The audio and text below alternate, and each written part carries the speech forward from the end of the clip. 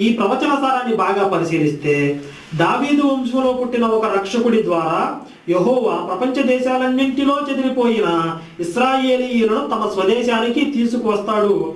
ఆ రక్షకుడు వారికి రాజవుతాడు. అతని సమయంలో ఇశ్రాయేలీయులు నిర్భయంగా నివసిస్తారని అర్థమవుతుంది. ఇది దాని యొక్క సారాంశం. ఇంతకుముందు యెహోవాని ఏ విధంగా పిలిచేవారంటే, ఐగుప్తు దేశంలో నుండి ఇశ్రాయేలీయులను బయటికి రప్పించిన యెహోవా జీవము తోడు అని ప్రమాణాలు చేసేవారు. అంటే వీళ్ళకు ఒక అలవాటు ఉంది. ఇశ్రాయేలీలందరికీ యెహోవా జీవం తోడు, నేను ఈ పని చేస్తా, యెహోవా జీవం తోడు, నేను ఈ పని ఖచ్చితంగా చేస్తా అని ఈ విధంగా ప్రమాణాలు చేయడం వాళ్ళకి అలవాటు.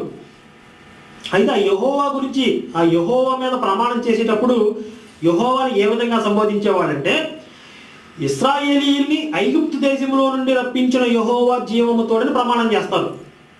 ఎందుకంటే ఇశ్రాయేలీయుల్ని ఐగుప్తు దేశంలో నుంచి